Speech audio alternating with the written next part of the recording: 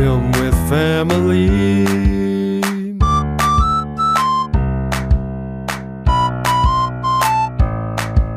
Film with family. Film with family. They love their family. They love the movies. Hello and welcome to Film with Family, Extended Family, our Patreon feed. I'm Zach. And I'm Austin. We're two cousins who love to talk about movies, and we're actually starting a new series of episodes starting today. We wanted to do 4 movies that are all Oscar Best Picture winners, but also deal with family, going back to that Film with Family theme of our pod. Yeah, we're sticking with the theme of our podcast. And since we're in award season, we got Oscars on the brain. And we were just kind of looking through all the lists and saying like, a lot of these winners are about family. So let's pick a handful, one from each decade or one from a couple different decades and examine them. Going from the most recent, we decided we'd kick it off with 2019's Parasite, directed by Bong Joon-ho. So that's what we're going to be talking about today. Do we want to let people know what we're going to be covering in the next few months, or want to surprise them? Or Well, I feel like they've paid for it. Yeah, we should be transparent. They've paid good money. So there's gonna be 4 episodes. We're gonna do next month. We're gonna do American Beauty, which should be interesting. And then we're thinking a little April Rain, April Showers. a little April Showers, a little Rain Man. Yeah. Didn't even think about that till now. We're the Oppenheimers of podcasting, as they say. We're geniuses. Yeah. It's a movie about brothers. I just realized I have it on DVD. I have no idea where I got it or how I got it, but I got it. And I don't think I've ever seen it. Yeah. And then we'll finish off this little series with The Sound of Music, a classic. The Von Trapp family, which I've seen many times. And so, and I think it is a favorite of several members of this family. So we'll definitely be having some fun guests for that one as well. You know who you are. But yeah, I think we have some little business to cover from our last Patreon episode about when we talked about the worst movies of 2023. I think we get some feedback from that? We sure did. We got a hot take from none other than your brother, Caleb Zweifler. He sent me a couple of voicemails, 2 voicemails to be exact, because he ran out of his 2-minute time limit, called me back while I was taking a nap, and I woke up to this. So let's listen back to that. Hey, it's Caleb. I've got a call-in for Film with Family. I just listened to the Extended Family. Great episode.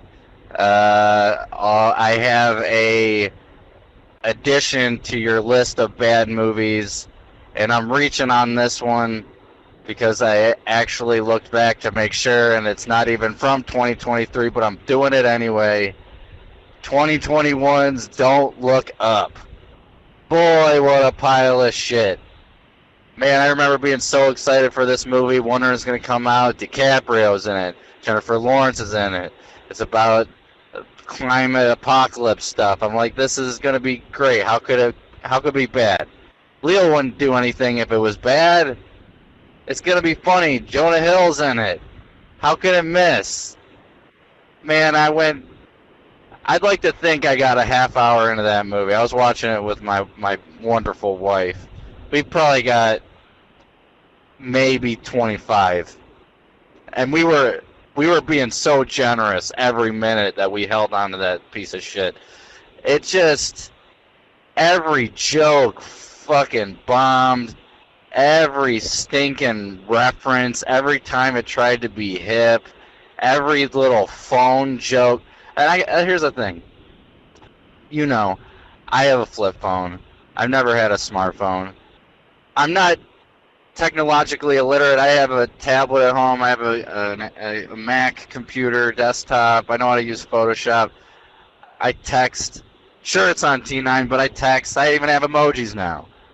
But there's something about just phones and movies, and I don't know if it's just me, but I feel like there's this weird.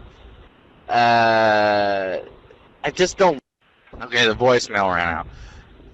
Like there's some songs you see it in lyrics more where they talk about just sort of modern internet meme things, or it's just for some reason when it gets injected into film or music, I don't like it. 100 Gex kind of pulls it off because they already kind of have a technological sort of sound to a lot of their songs. But anyways, that Julia Roberts movie that you're talking about that sucked. Definitely glad that got a mention. The old dads, all of them. I feel like when these Netflix originals, where they try and do comedies or hip movies where they're trying to put their finger on the pulse with a generation they don't understand. They're trying to put modern references and everything. It doesn't fucking work. We don't like it. I don't like it. It's not funny. It's not interesting. Maybe there's some like Black Mirror stuff that gets good. I never liked that show either. But yeah, Don't Look Up fucking suck. And granted, I probably only saw, 15% of the movie. And I'm not the type of person to drop a movie. But that one, man, I was dying every second. I couldn't believe it. Who doesn't like Jennifer Lawrence and Leo? They're some of the best. But they fucking suck in this shitty. I mean, there's nothing you could do with that script. But anyways, I'm pulling that one right out of 2021 because it's so bad it transcends time and it's coming back. So that one's definitely worse than Old Dads. That makes Old Dads look like a fucking The Godfather. So yeah, I'm gonna drop off before this voicemail ends. See ya. Wow. Harsh. Yeah, I mean, the Adam McKay film "Don't Look Up." Have you seen this one, Austin? Yeah, I like it. I like that a lot. I thought I liked it. I gave it a 3.5 stars on Letterboxd. So that's a solid good rating for me. Mm-hmm.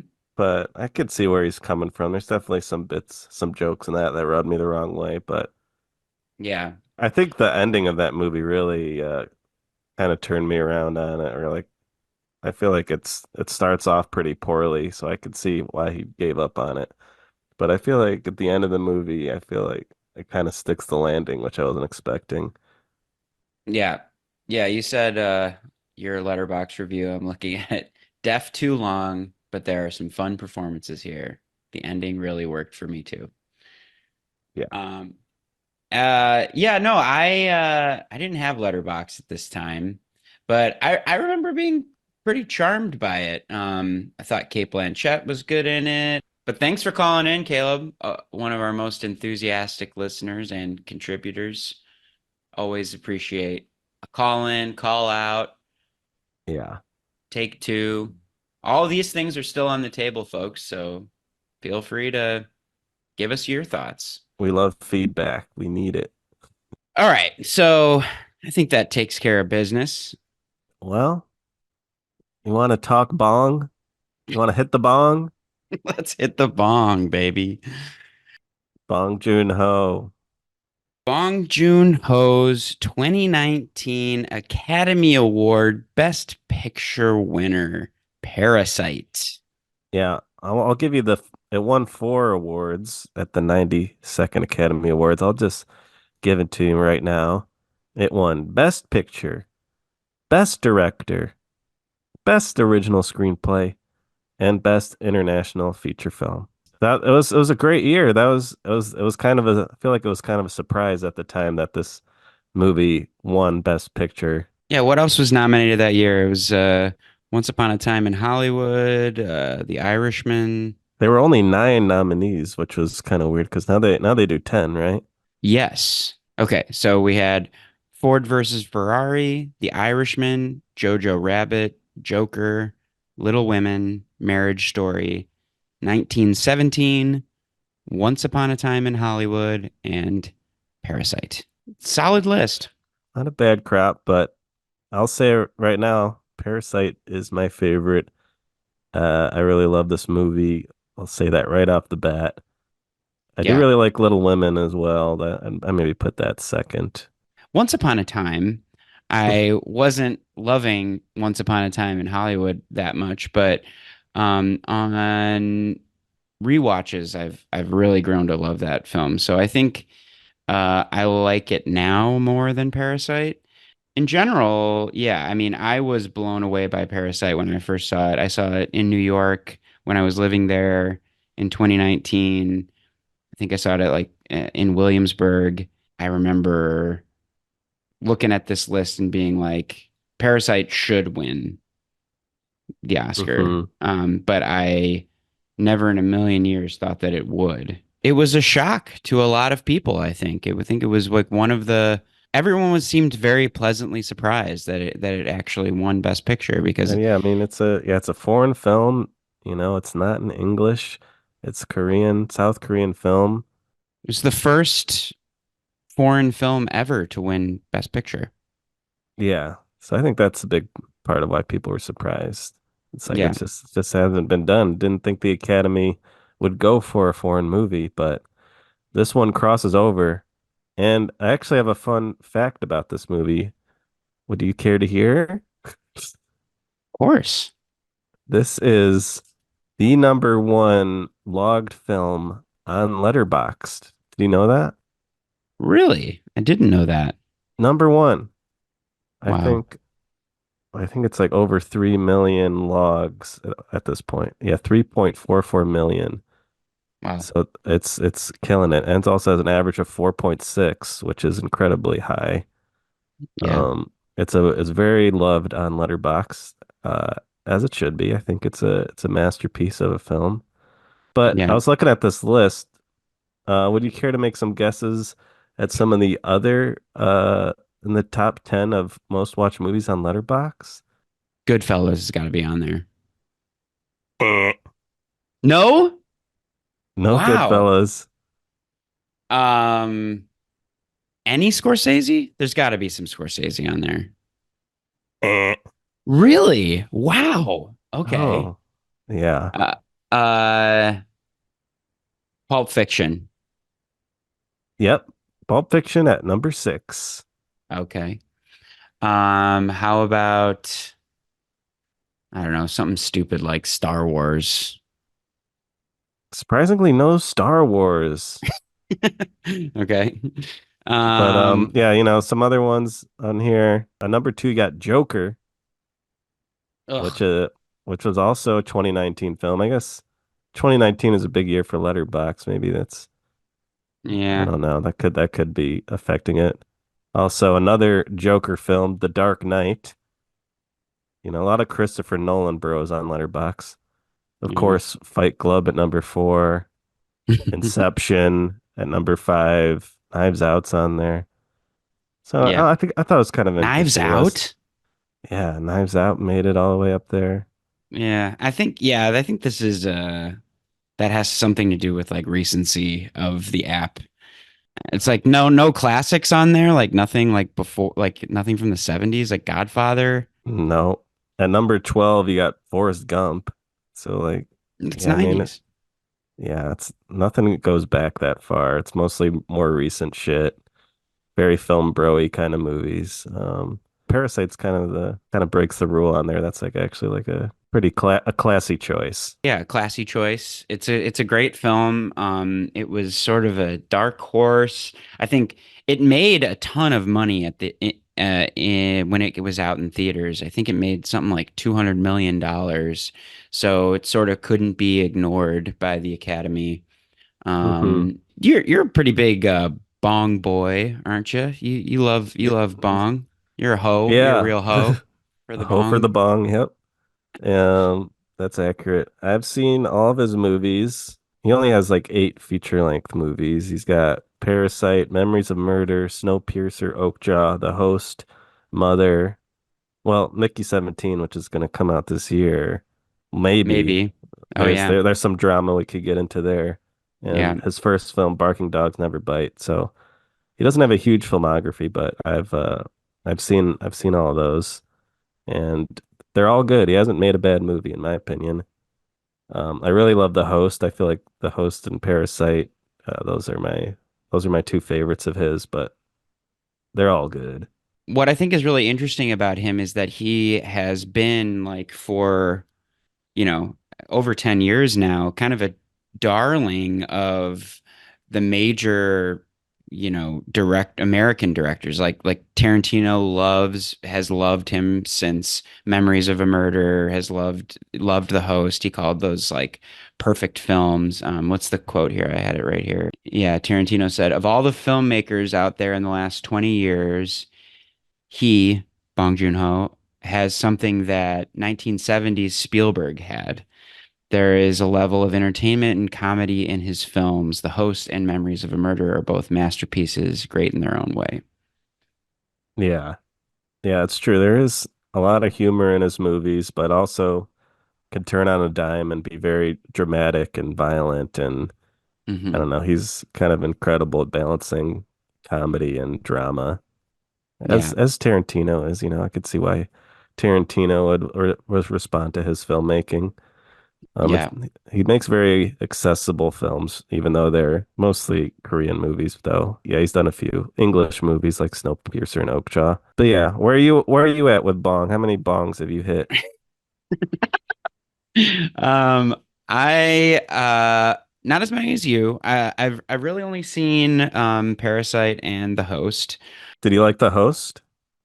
I did like The Host, but I've only seen it once, and I watched it like on Netflix, many, many years ago. But yeah, I thought it was great. Um, Yeah, is It's very it's a monster movie. yeah, it's a great monster movie. That one does have the dad from Parasite in it. Song Kang-ho is that actor's name. Yeah. He played the real dope in The Host, and he's great in it. I remember seeing The Host during the COVID-19 pandemic, and that movie deals with a lot of pandemic-y kind of stuff in it, so it felt like very relevant watching Mm. that while I was like quarantining. Yeah. And affected me a lot. I thought it was great. But yeah, Parasite hit me pretty hard when I saw it too. I think I saw it at the Michigan Theater back in 2019. Yeah, I just loved it, and I haven't rewatched it until last night. So I was very Hmm. excited to rewatch it because it's a great movie, and Yeah. I still think it's great going Yeah. back to it after all these years. Yeah. One other thing I wanted to add, since we were just talking about Bong Joon-ho as a director and his connection to American cinema, um, I think we should watch really quick his acceptance speech for when he won Best Director, because it was presented by Spike Lee, who's another one of his heroes.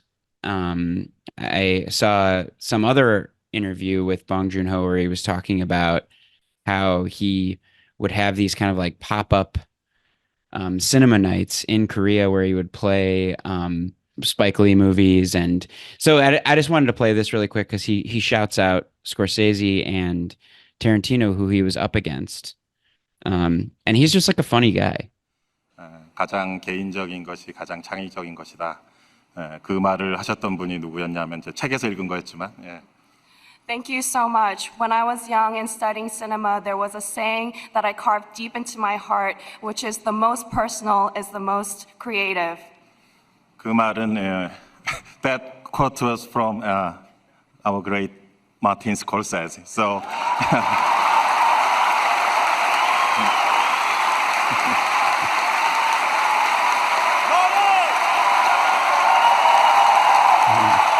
Marty gets a standing O. Whoa. 리스트에 뽑고 좋아했고 했던 우리 켄틴 형님이 계신데 정말 사랑합니다. 예. When people in the US were not familiar with my film, Quentin always put my films on his list. He's here. Thank you so much. 켄틴, I love you.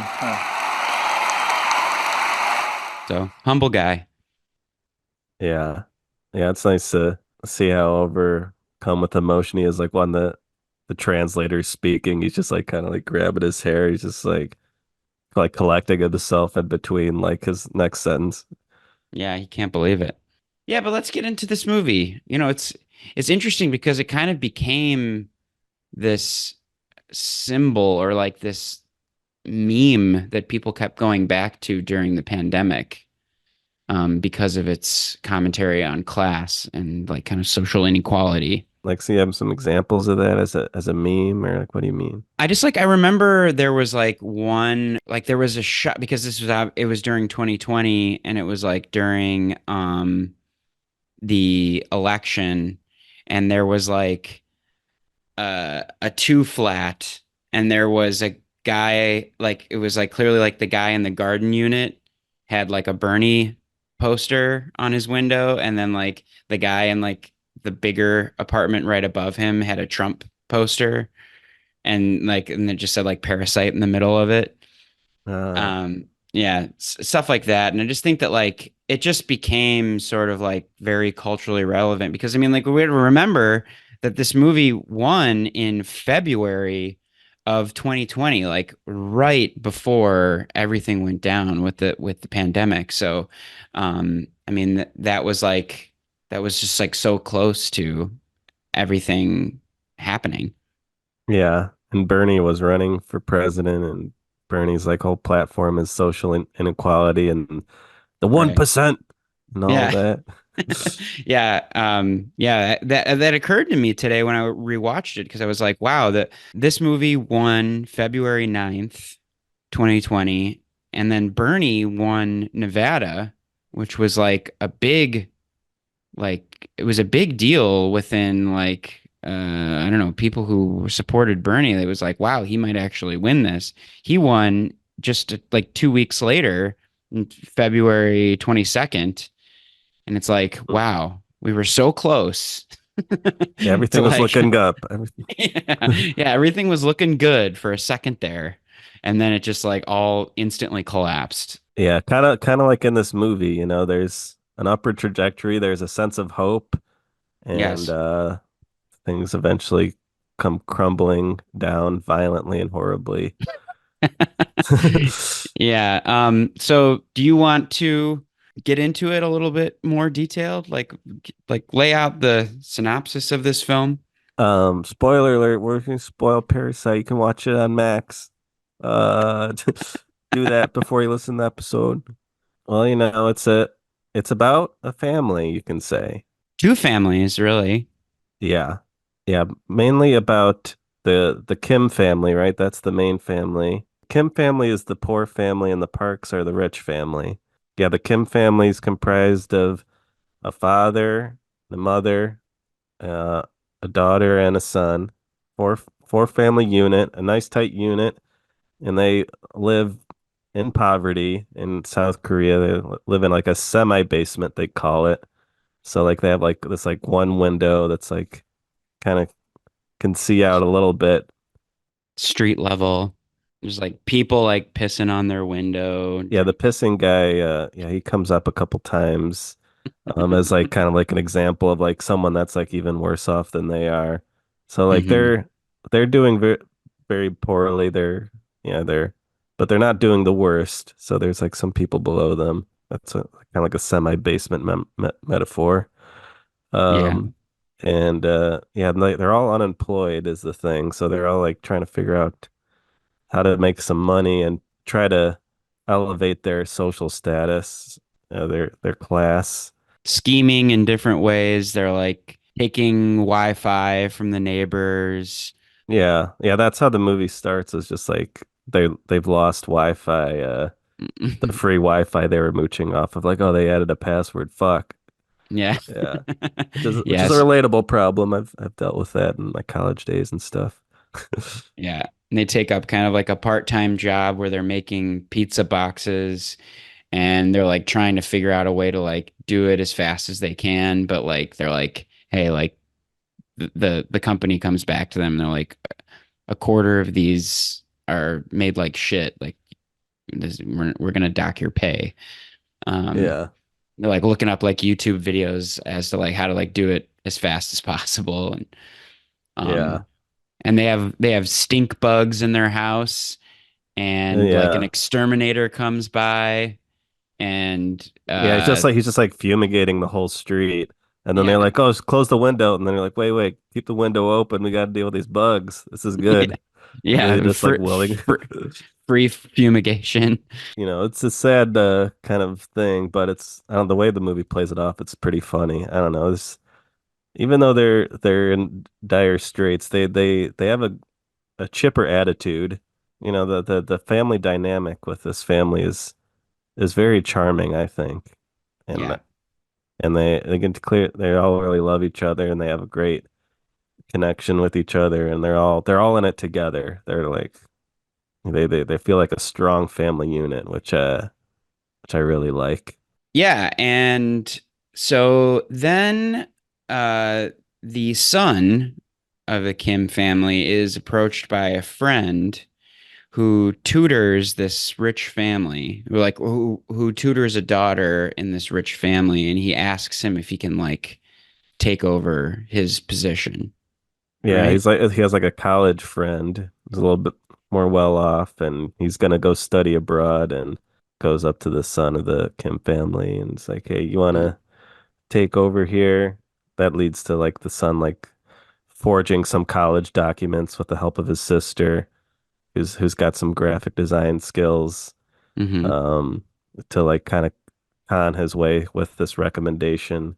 Yeah, and this college friend also gifts him this thing called a scholar's stone, which is like a big rock monument, which Yeah. is meant to which means like, oh, this means you'll get like material wealth or something. It's like a lucky kind of stone kind of thing that he gifts them. And the son is like very transfixed with this object immediately, and he's like, "Oh, so metaphorical." Yeah, so he kind of gets the in on this family, and while he's there, he notices that the son so now we're in the Park family house. And while we're in there, like they have this nice, lavish home, beautiful green backyard with topiary and, big floor to ceiling windows, nice living room. It's just a beautiful home. They're obviously like very, very wealthy.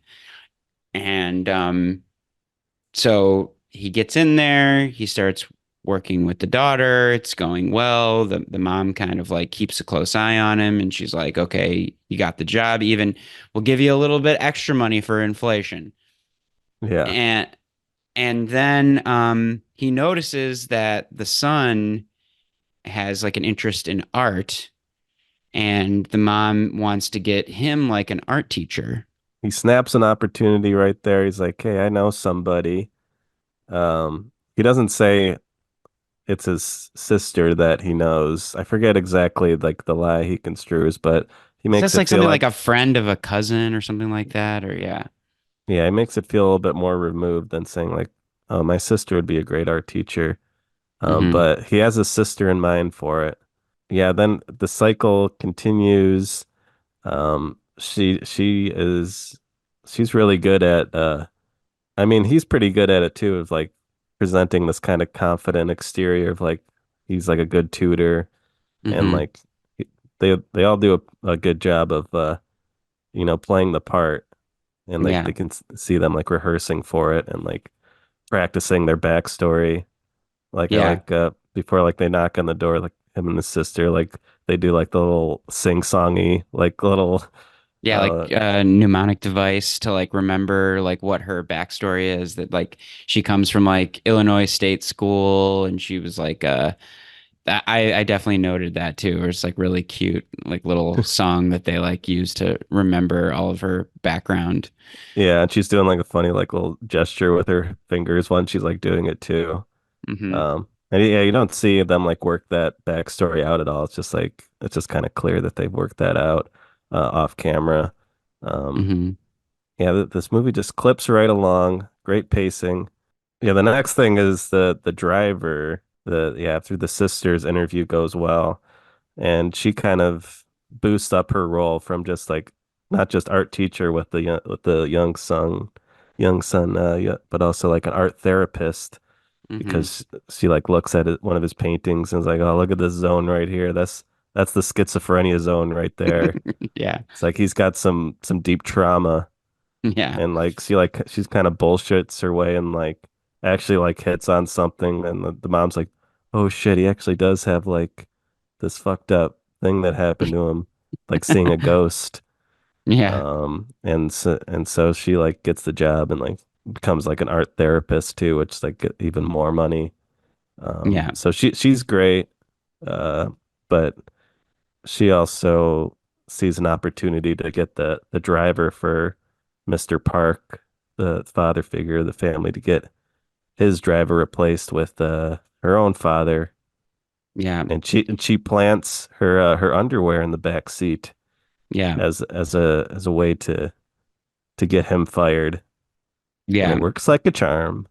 Yeah. The guy is a little the driver's a little fresh with her and he's like, "Oh, let me drive you home." And he's like, "This guy's trying to hit on me." She's like, "All right, I'm gonna get this guy fired and then get my dad in as the driver."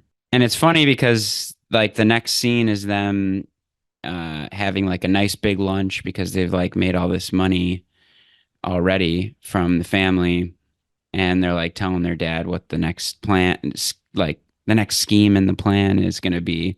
The dad's like, "How did you convince her that you were an artist?" She's like, "I just like look some shit up online. It's really easy." Yeah. um, and so then like they study like the car that they drive or the driver drives the family in by going to like a dealership and like looking at all the like the touch screens and all that stuff. So they like do a little bit of homework there, Hmm. and then yeah, he recommends the dad, and so then the dad is in. Yeah.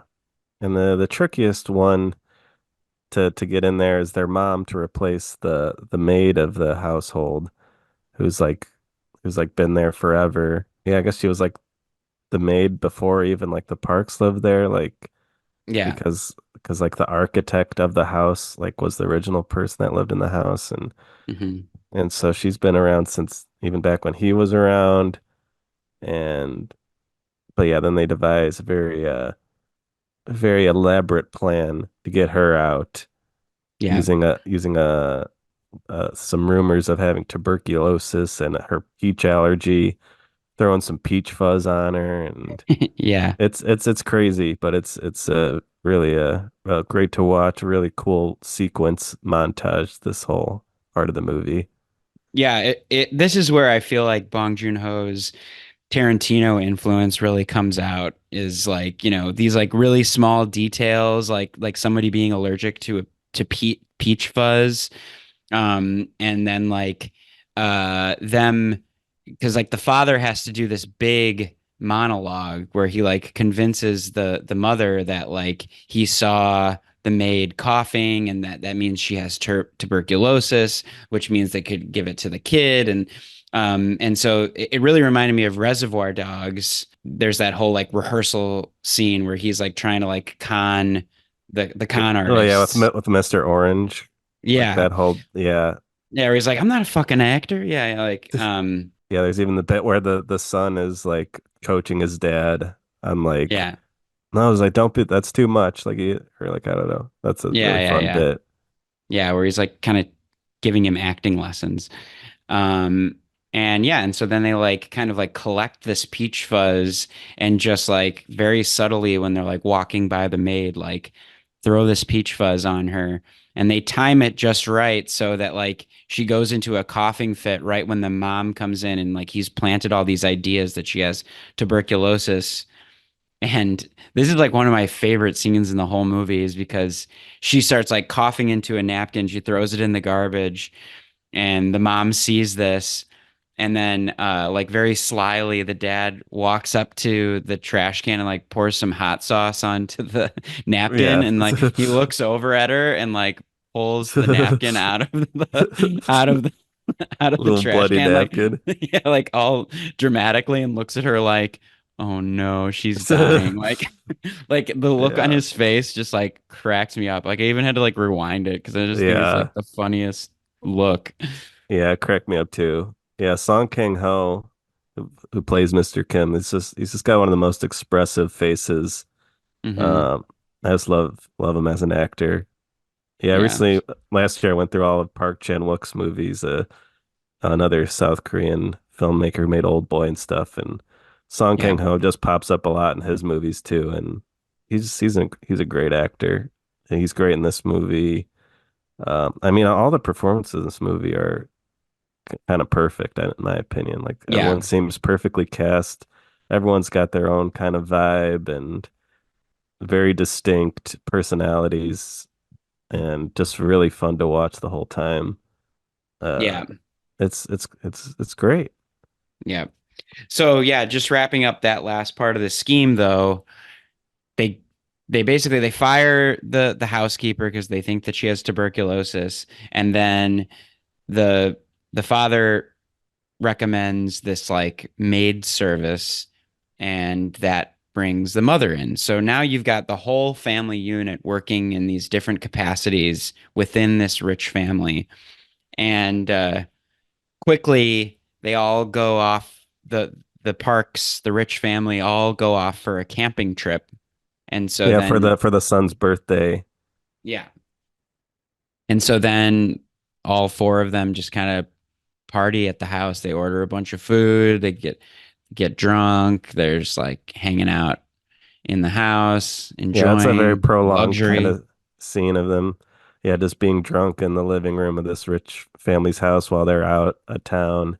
Yeah, just they're all just kind of like feeling like they won and everything's peachy and yeah, that's it's a great scene. They just talk about how the idea of like being rich like makes you like a nicer person, like Mm, and like they talk about like how money like it's like an iron and it like it creases out all your insecurities and resentments and stuff. hmm. Um, and yeah, I don't know. I just thought that was kind of an interesting bit there. Yeah, I thought that was funny too because it's like the mom's like, if I was rich like this, I'd be so nice. And then this like dog like kind of comes up to her and she like pushes it away like really Yeah. aggressively. She's like, get the Yeah. fuck away from me. Yeah. Yeah. She is not nice. The mom can be maybe the most cruel of them, Yeah. of the Kim family. And Hmm. yeah, and then also, yeah, we didn't mention, but the son also starts like a little romantic fling with the girl he's tutoring, Hmm. and they're like making out and stuff, and he like reveals when they're drunk that like, hey, like we kind of have like a thing going here. Maybe someday we'll get married, and then you guys will be in-laws, Yeah, yeah. and they get into that a little bit, and then like maybe we'll hire actors to play my actual family or something since we've Hmm. created these elaborate lies. This is where everything changes in the film. Huge 180-degree change. Yeah. So I feel yeah, this I checked the runtime and it's like real pretty much literally exactly halfway through the movie. Hmm. It's like an hour and 6 minutes. Things take a turn with Hmm. the old housekeeper coming at the door while they're drunk having this like little party.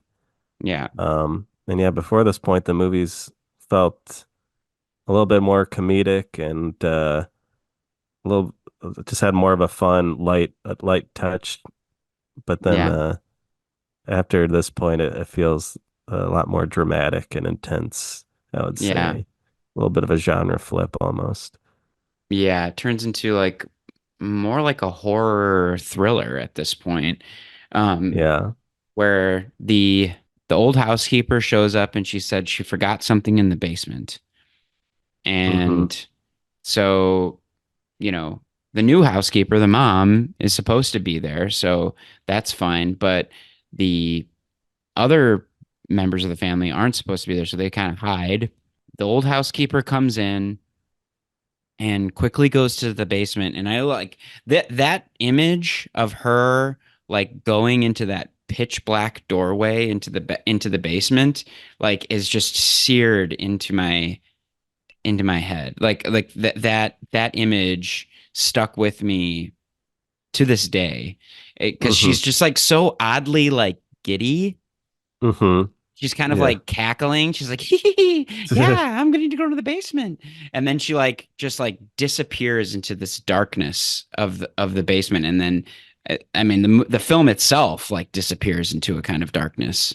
Yeah. Well, there's also that bit before that where she's like pushing like the dresser like to reveal like this like kind of secret basement entrance, or it's just I don't know. It's like a Well, pretty there's like acrobatic the move the way Well, she's. yeah, yeah, but I mean, like that first descent, like into like just like the normal basement, like what people Oh like yeah. what like she just kind of walks in there, and then the new housekeeper, the mom, follows her, and then when she gets down there, yeah, she's like you said, they're like a very acrobatic move where she's like pinned up against like two sides of a wall, like completely horizontal, trying to like push this shelving unit over, Yeah. and she asks her to help, and then yeah, this whole shelving unit like slides over and reveals this basement. Yeah, like uh, this another tier of bunker basement. yeah, Yeah, further into the depths, a scarier basement. yeah, Um, which she describes as like, yeah, like a bunker that people would build out during the Korean War. um yeah, in case North Korea ever attacked or something, it's like rich people would have like a little bunker kind of thing. yeah, Yeah.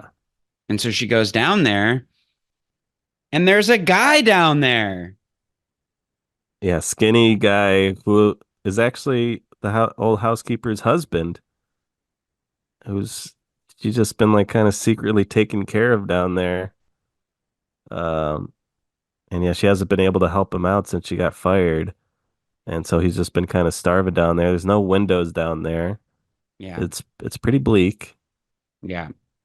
And Um, she's like, goes down there to feed him literally a baby bottle of like milk. well, And so also he's that like, banana. and the banana that he like eats very methodically. Yeah, he's loving that banana. um, so yeah, I mean, this is like the huge twist in this film. Uh, that, when I first saw it, you just do not see this coming at all. Now, I mean, I feel like it's like it is the movie. It's like when I think of Parasite, I think of this scene. But when you're just kind of going into it, you don't really know.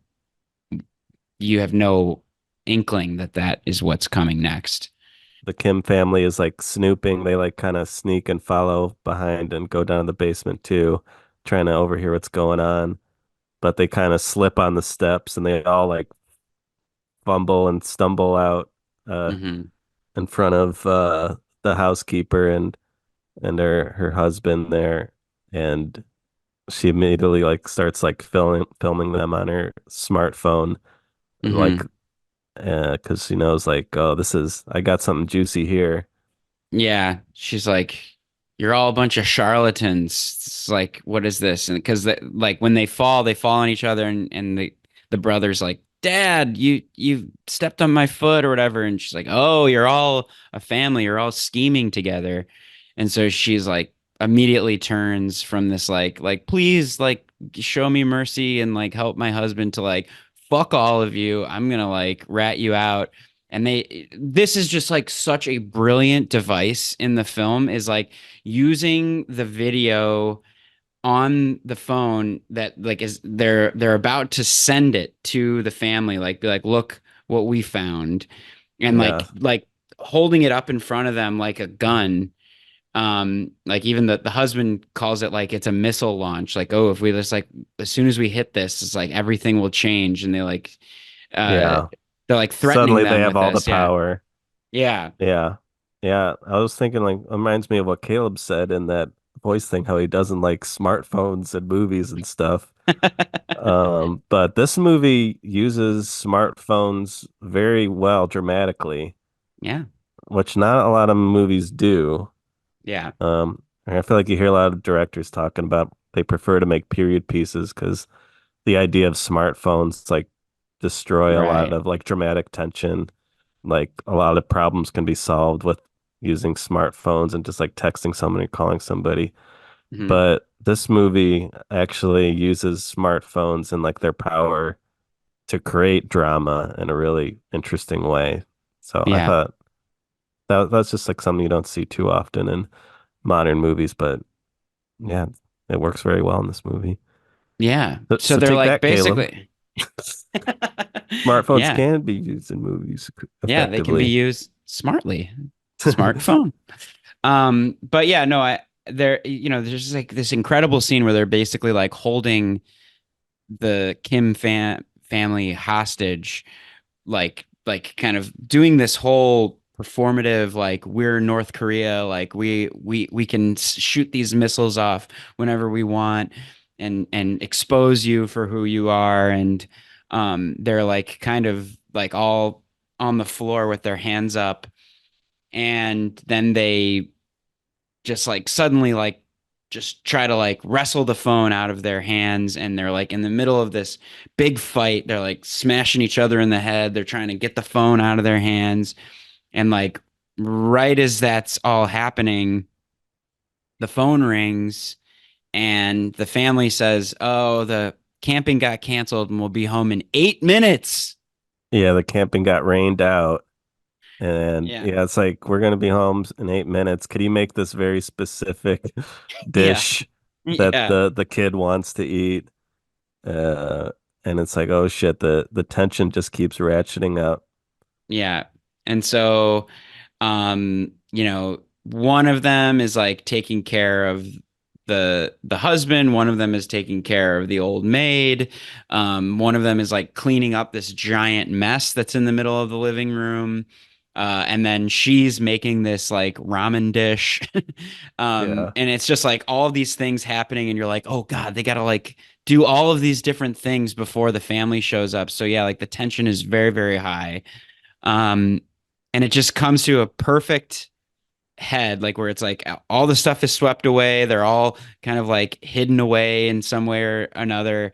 And the maid somehow like breaks loose, and she's coming up the stairs to like say like, Madame, Madame, we, like Yeah, reveal yeah. everything.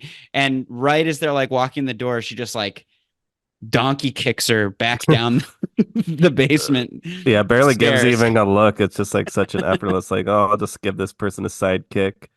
She Yeah. goes plummeting down the stairs, smashes her head really hard against the concrete wall. Uh, it's brutal. Yeah.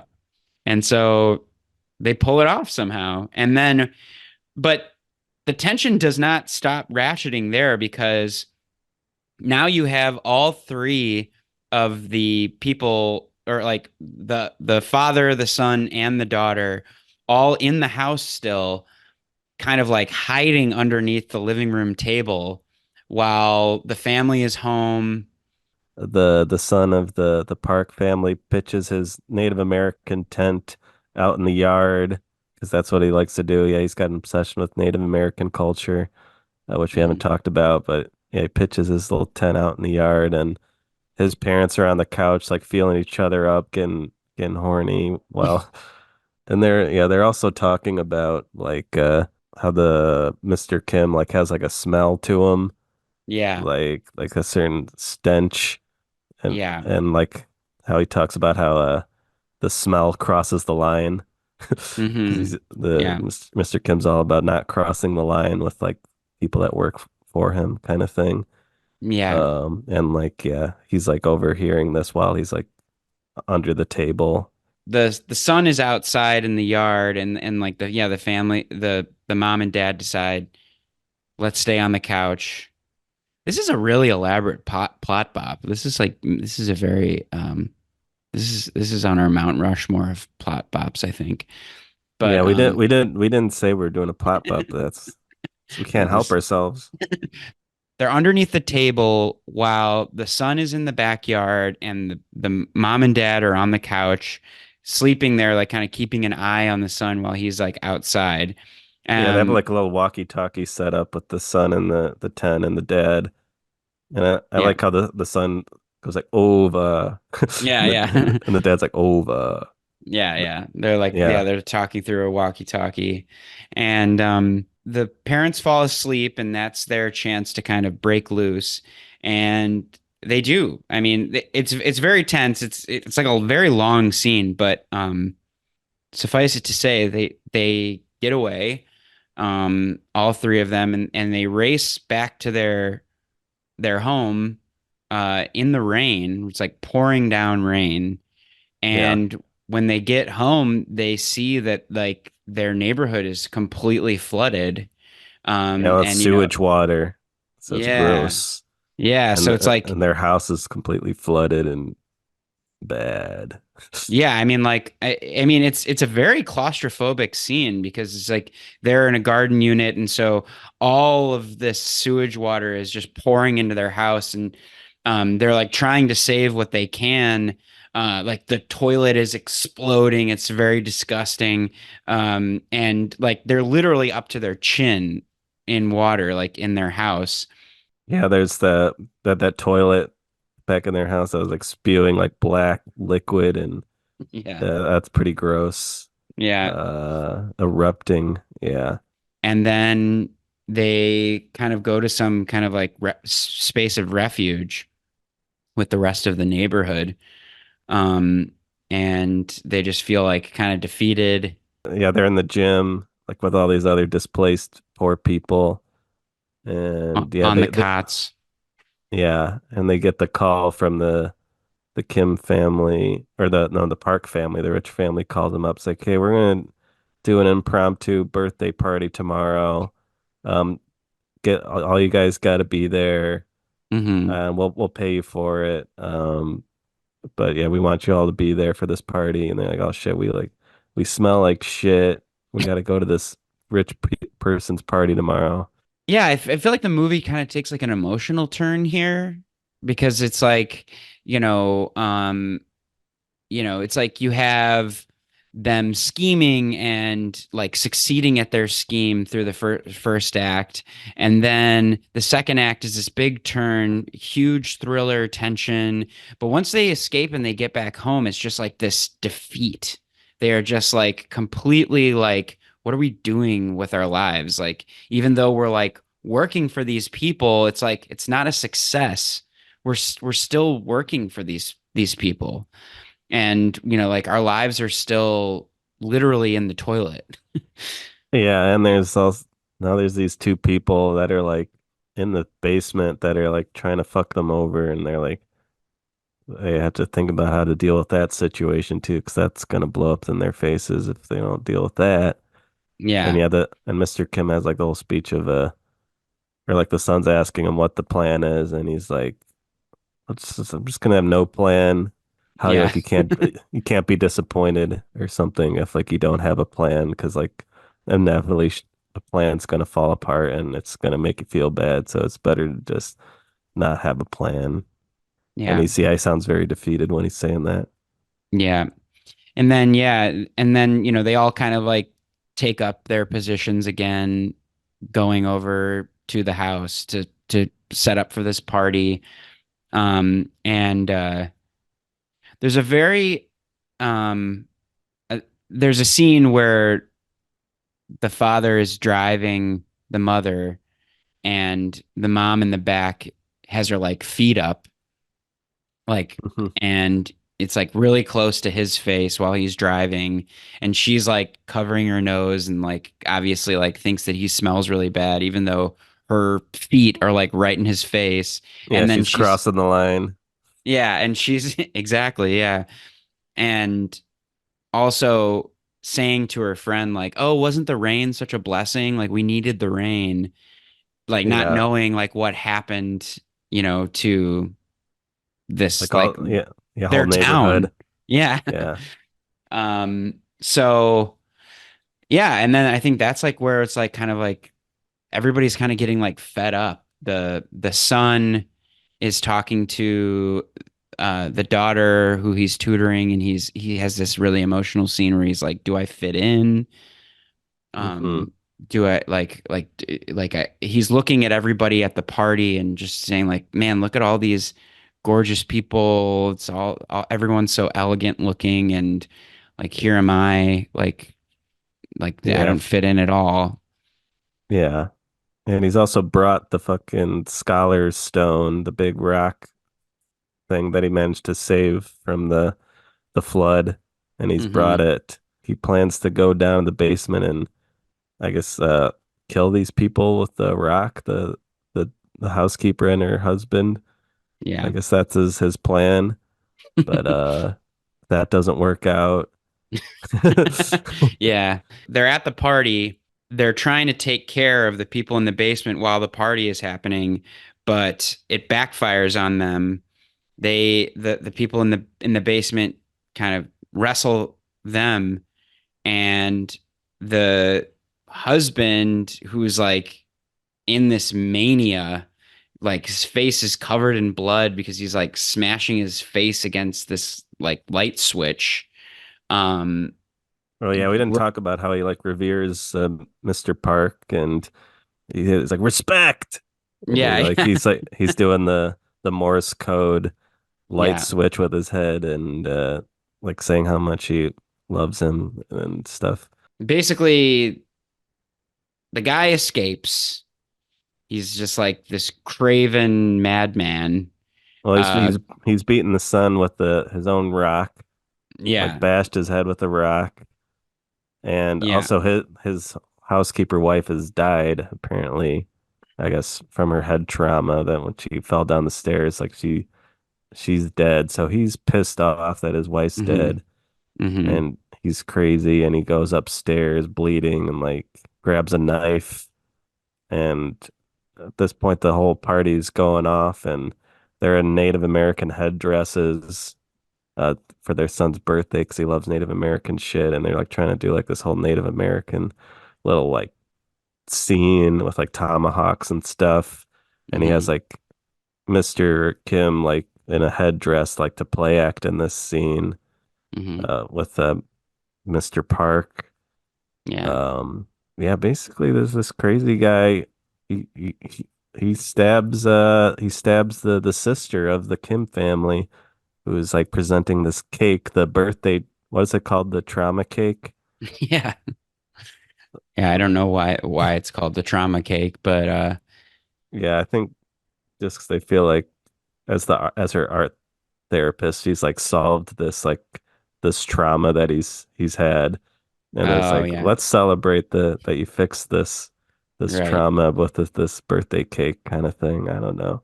Yeah, causes a fresh trauma with the guy coming out stabbing her while she's holding the cake. Um, and then the two fathers come out of the bushes with their Native American headdresses on and their tomahawks. Mrs. Kim is trying to like wrestle the knife away from the madman. He's like slashing at her, and then Mr. Kim somehow gets the knife from him, and then he just kills Mr. Park, the father of the The home. rich family, yeah. Yeah.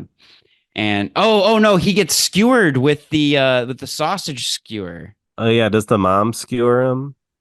Mrs. Kim skewers him, maybe. Yeah, I think yeah. But anyways, so tons of carnage. But yeah, Mr. Kim, and this is like the main point, I think, is that Mr. Kim kills Mr. Park and then gets away. Um, Uh-huh. and so then we like flash forward, and the son is in the hospital with like a head injury. Had just Yeah, I had think some like he had brain surgery, yeah, and like he's like laughing a lot. It's like, oh, they're saying like this happens when you have brain surgery, you're just like laughing for no reason. yeah. Um, which is crazy because I thought for sure he was dead because he got bashed pretty good with that rock. Yeah, I thought so too. So, and then nobody can find where Mr. Kim ran off to, and it's revealed that he is now in the bunker underneath the house. Yeah, that's where he escaped to, like through like the parking garage he was able to get in there. Yeah. And yeah, there was like the security camera was like offline because the old house lady made that offline earlier, so he was able to sneak in there without being noticed by cameras. Hmm. And so that's now he's the unlucky one in the basement all alone, Yeah. punching out Morse code, hoping that his son gets his long letter of woe. Yeah. And Yeah. And the film ends with the son kind of making his own letter that he hopes to get to his father, where he's like, one day I'm gonna buy that house and you're gonna just be able to walk right out of that basement. But and there's this very like beautiful kind of dream sequence of him doing that, which at first you're kind of like, is this what's actually happening? And then yeah, it's like the last shot is like, no, he's just dreaming it. yeah, the son's back at the in the semi basement house of theirs, and yeah, you just get that sinking feeling that he's never gonna make that dream come true. It's a pipe dream. Yeah. So kind of a sad note to end on. Yeah. So yeah, it's not a uplifting film. Yeah, Um, that's it. And yeah, I mean, I think the one thing that's resonates so well with this film, despite it being a South Korean film, and I think this is why it won the Best Picture at our Academy Awards, and is one of the first foreign films, because I mean, social inequality is so prevalent in our culture right now. And Bong Joon-ho said something uh, pretty profound where he said, "We all live in the country of capitalism." And I think that is the thread that like ties this story like internationally. I don't know. It's still a very powerful message, of people trying to literally move their way up in society. yeah. And how it's kind of how much the cards are stacked against you and doing that. Yeah. Yeah. Yeah, just like thinking about like yeah, like the how that rainstorm like for the rich people it just cancels their vacation trip, but for these poor people it like destroys their whole neighborhood and their house. And yeah, it's just like stuff like that, like something that feels like nothing to like a rich person like is devastating to poor people. And I feel like yeah, like that moment of the film really illustrates that and just how hard it is to move up social uh classes. Hmm. Uh, yeah, I feel like this movie does a great job of illustrating that, and also how we're mostly kind of poor people are mostly fighting against other poor people. Hmm. Like the poor fighting against the poor Hmm. more so than the poor like competing with the rich people. Like the rich people are just like in a whole nother world, Yeah. and like it's like kind of almost impossible to reach that. And it just the problem just keeps deepening. It Yeah. seems like it just becomes harder and harder the way capitalism sets up. Yeah, the movie does a good job of illustrating that in this kind of allegorical kind of way, almost metaphorical. Yeah. Yeah, I mean, yeah, and just aesthetically, the film is so beautifully shot. There's all of these very clean lines everywhere, and just the imagery of like people being below and on top, are very, very well visually illustrated. Like literally they are in the basement, and literally there is a sub basement. Like, I mean, it illustrates class systems very well, because it's like you think that, the garden unit is the lowest you can get. And then you realize halfway in the film is like, no, there's a much lower rung to all of this. And, Yeah. um, and the one thing that stuck out to me, and I wonder what you think about this, is like, going back to that idea, like fake it till you make it, or like, it's like, are they actually faking anything? I mean, like they all are doing their job, it's like the only thing that they're faking is that they're related, is that they're actually a family. But like, the father drives really well. Like he says, like, oh, you turn the corners very well. The mother makes the ramen. The son tutors Yeah. the daughter. It's like they're all just servants doing their job well. It's like they think that they like con the system, but it's just like, no, you just like went to an elaborate length to get a job. Yeah, I think they are very skilled. And yeah, the dad's like he has like experience doing valet work, and so he like has these like he's definitely a skilled driver and he's done that before. And the son definitely seems to know the English language decently well. And I don't know, the daughter seems like she's bullshitting a lot about with the art stuff, but I guess art is a lot of bullshit. So I guess Yeah. that's not so bad. And yeah, it is interesting that like they get it all through connections of like someone like higher up is like it's all through trusted connections that they're even able to wiggle their way in. It's like they would have no opportunity to get these jobs if they were just like applying for it. Hmm. Um, so I guess maybe it's a comment and like that's like maybe the only way you can like maybe get into like one of these jobs is through personal connections. Yeah. The movie does a really good job of creating that illusion that like when they're having that scene where the family's gone and they're all in this like new house and they're enjoying the luxuries of this big house and getting drunk and like, oh, this is so nice. Now we finally made it. You really feel like it's like, damn, they totally con the system.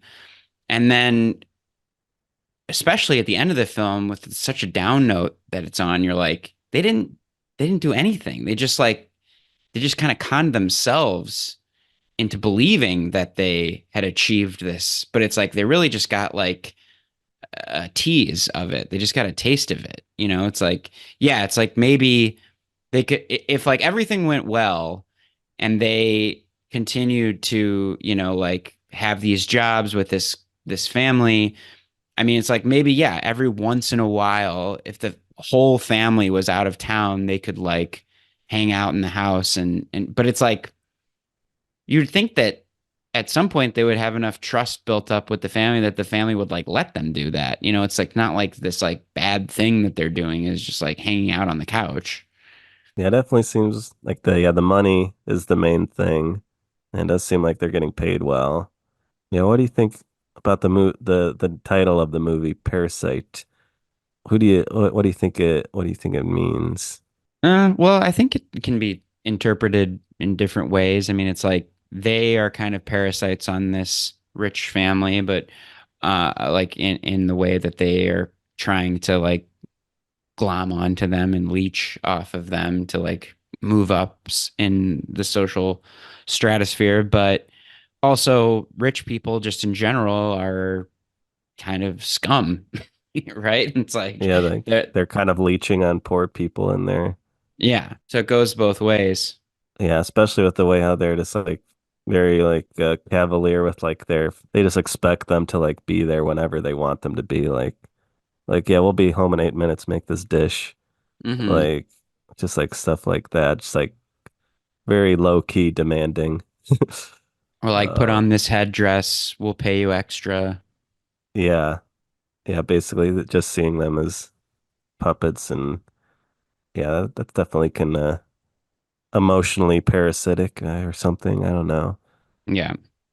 Yeah, I saw some YouTube videos like maybe hope is parasite, like just like the idea of Yeah. hope, because that's what really the son is really kind of like sees the rock or that rock that he gets gifted as like a symbol of hope and like this idea of moving up and not being satisfied with where you're at, but that ultimately being and I'm not working out and it fucking them over.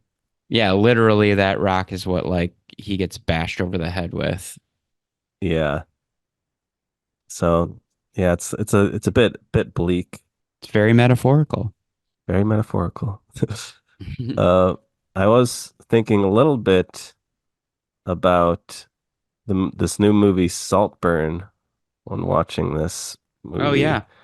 Well, actually, we got an email from our cousin Olivia last year in Oh, right, yeah. November, and she actually invoked Parasite in the email when talking about Saltburn. Do you mind if I read this email we got from Olivia? Please. A She says, readout. "Read out." Uh, yeah, Olivia, who we know from the Our Lady Bird episode from last year, great app.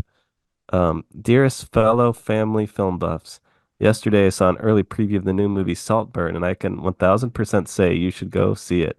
It is very weird and disturbing, but is done extremely well, and I suggest everyone go see it. It is like Parasite and the talented Mr. Ripley had a baby on steroids, but it was so good. I think it is definitely a film with family worthy movie, and I highly recommend. Everyone should go see it. Love Olivia. It is an interesting comparison to I compare think she's dead on. That's Parasite and Saltburn. I think Parasite's a much better movie, but yes. I do I enjoyed Saltburn. It's a very divisive movie. Hmm. I feel like I don't know, a lot of people have seen Saltburn. I've just like hear like pretty much everybody's seen it, like people that don't really seem like they watch a lot of movies like have seen Saltburn. But yeah, it also deals with like, a poor person. Well, he's not really poor. He lies about being poor, but he's actually more middle class. But Hmm. like kind of like coveting this rich person and Yeah. their lifestyle. And ultimately he kind of like takes over like he prevails over the rich and like ends up being like the owner of the manor, Saltburn. Yeah. Of the manor born. Yeah. So that's like that ends on much more of a kind of, I guess, optimistic note, I guess, for the character is when you compare it to Parasite. Yeah. Um I would say that Saltburn feels a lot closer to Talented Mr. Ripley, which I just watched recently, actually. Me too. Um, For the first no. time. I watched it last week. Yeah, me too. I liked it. Yeah, I watched it because of Philip Seymour Hoffman. And my review of that film is that again, Matt Damon should have been replaced by Philip Seymour Hoffman. I don't think that the fact that he's handsome really matters in the fact that he's assuming this guy's identity because he doesn't look anything like Jude Law. And like I Well, don't he understand. looks more like Jude Law than Philip Seymour Hoffman, but Yeah, it's but I feel not that like close.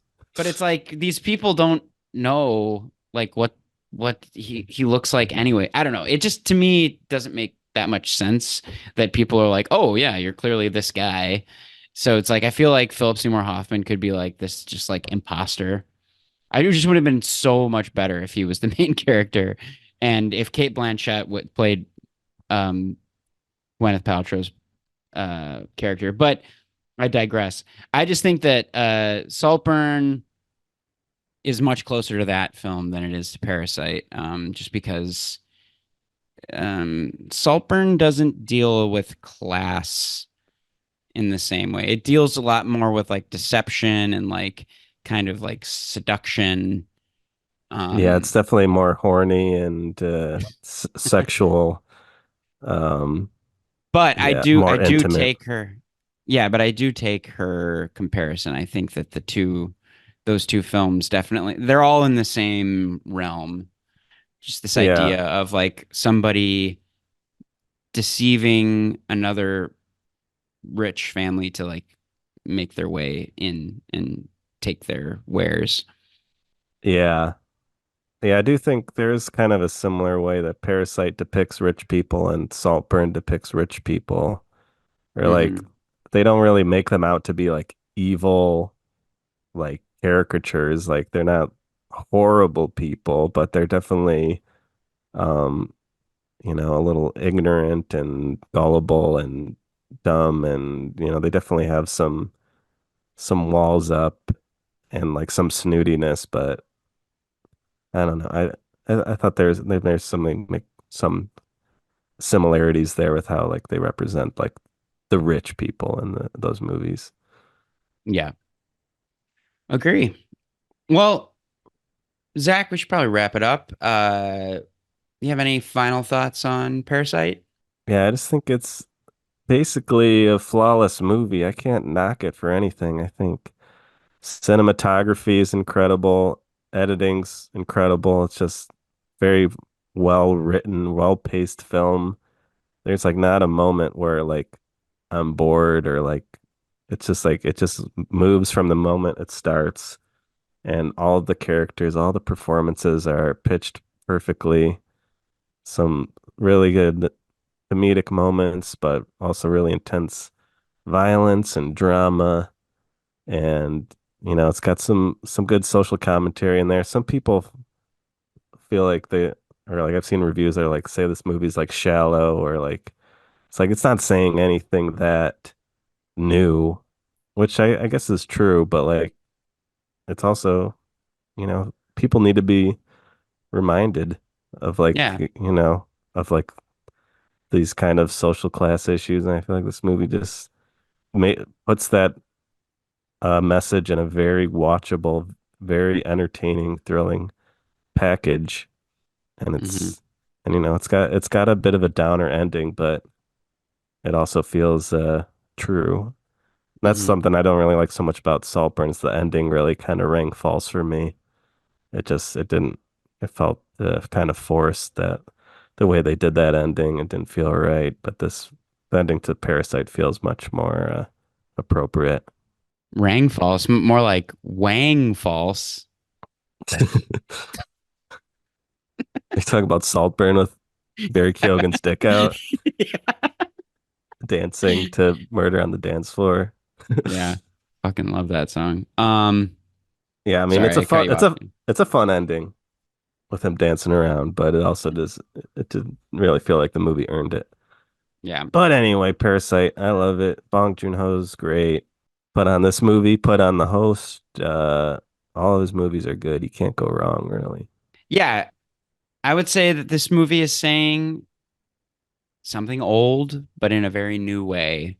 Um, the tension in this film is pretty unrivaled. I don't know of a film that has ratcheted up this kind of tension in a in a thrilling way in recent memory. And yeah, I would just say, yeah, I encourage people to see it and don't be deterred by what Bong Joon-ho calls the 1 inch tall barrier of subtitles, because Mm. you move past it very quickly. I feel like the acting really shines through. The fact that it is in a foreign language and it's in subtitles doesn't restrict your enjoyment in any way. Yeah. Um, And it is such a visual movie that like, I don't know, so much of the storytelling you can just get from the visuals. Yeah. I also love all the slow motion shots. There's a lot of great slow-mo mm, shots in this movie. yeah, Even that slow motion battle with the guy pissing, like the throwing yeah. water on the pissing guy in slow motion is credible shot. Another practical use of smartphones, because she's like Oh yeah. shooting in slow mo on on her iPhone, and they use that like shot that she like Yeah. her camera shot. Yeah. Very cool moment. Yeah. Yeah, It's yeah, great. It's got it all. Good music, good score, you know. yeah. It's all good. Well, I'll just say, and again, I don't mean to, I don't like want to mimic the film here and end on a downer note, but um, my only problem with the movie is the whole Morse code thing.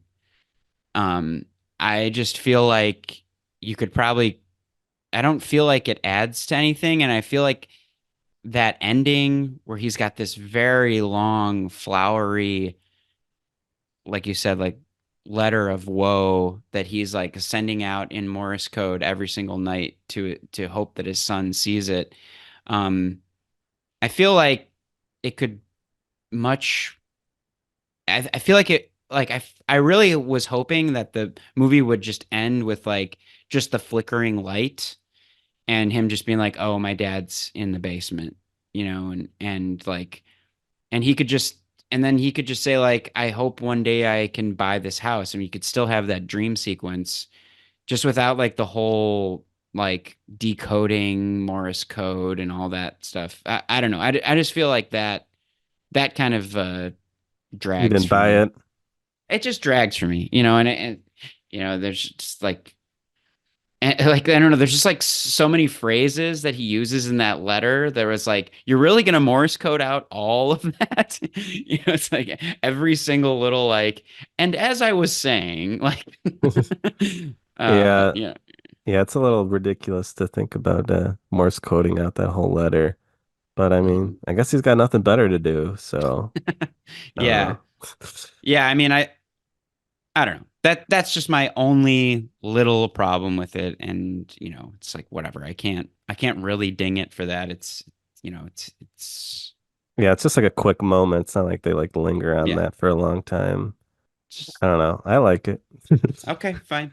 Um, anyways, great film, love it. And there we go. That's our first installment of this Oscar family series for Oh the wait. extended family. Oh wait, did you want to I was kind of curious, so wait, because we talked about on our last Patreon episode Mickey 17, the new Bong Joon-ho movie coming out, but wasn't there some news of it being delayed indefinitely? Do you know something about this? I heard that it's been delayed indefinitely. And What's the scoop there? yeah, so right now, Bong Joon-ho is leading a protest against South Korean police and media. This dropped like right after it was announced that the film is being delayed indefinitely. So it says here, Bong Joon-ho conducted a press conference in Seoul today, and this was January 12th, um, addressing the suicide of actor Lee Sun-kyun, Who's the which, actor from Parasite who plays Mr. Park? So it's very sad that this actor died 'cause oh, yeah, he's got an incredible voice, by the way. I love he his voice in this does. movie. But yeah, he died December 27th of last year Hmm. at the age of 48. So Lee was under investigation by the police for potential recreational drug use and had been the focal point of intense media and social media scrutiny for the 2 months leading up to his tragic demise.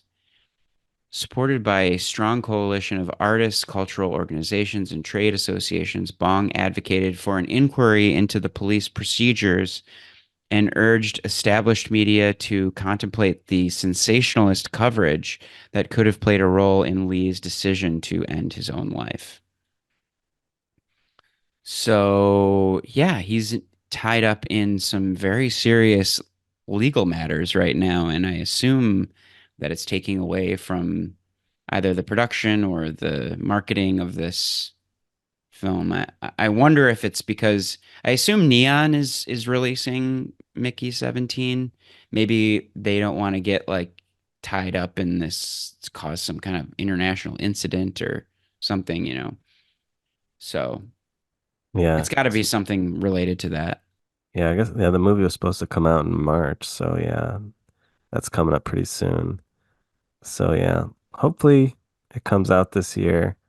Hmm. 'Cause I'm excited to see it. But yeah, R.I.P. Lee Sun-kyun. He's great in Parasite, great voice. Hope they figure it all out. Yeah, hopefully we get to see another Bong hit. Yeah, I would love to see that this year. Yeah, me too. I mean, it seems like it's made, so at some point it should be released, but it's just probably complicated right now. But yeah, so that's Parasite, folks, and thank you for listening to this first installment of our Oscar family series. We'll be doing this for the next upcoming 3 episodes. So March, April, Yeah. May. Yeah, do you have any thoughts about what Parasite has to say about family? I know I'll keep prolonging the episode, but since we're thinking about these family movies, I'm like, what do you think this movie has to say about family? I would say that this film, in terms of family, it's a lot about like teamwork. It's a lot about Yeah. how like a family can like team up together, especially if they're in a tough spot to try to like make each other's dreams come true. It's like you Yeah, can they kind of support like, each other. Yeah. yeah, and you can Like, kind of like pull each other together. It seems like each person kind of has a little bit of like a different superpower, so it's like you're kind of like Captain Planet family. It's like everybody's got their element that like comes together and is able to, yeah, I don't know. Yeah, that's yeah. kind of how I feel. Yeah. It does seem like the Kim family, the poor family, definitely has a stronger family unit.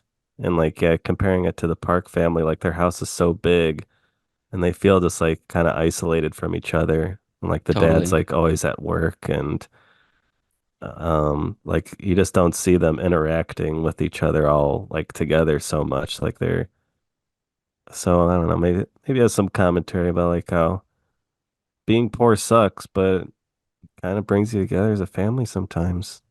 Yeah. I think so. Yeah, I think it's like something about money separates you, and like if you don't have a lot of monetary wealth, you're still rich with your family. Beautiful. All right. Yeah, that was, I'm glad we did this. Glad we got to talk about this great Oscar picture winner. And next month, American Beauty with Yeah. with a surprise guest. Yeah. I think we're taking a big risk, uh, taking on American Beauty. But I gotta say, I mean, up until the whole Kevin Spacey, well, should I save this for the pod? I probably should save this for the pod. But I'm just gonna I'm just gonna say that I loved this movie for a really long time up until the Kevin Spacey drama, controversy, scandal. So we're gonna try to separate the man from the art a little bit and just kind of revisit this film. It did win Best Picture. You can't change history. We'll see how we feel. It'll be an interesting episode.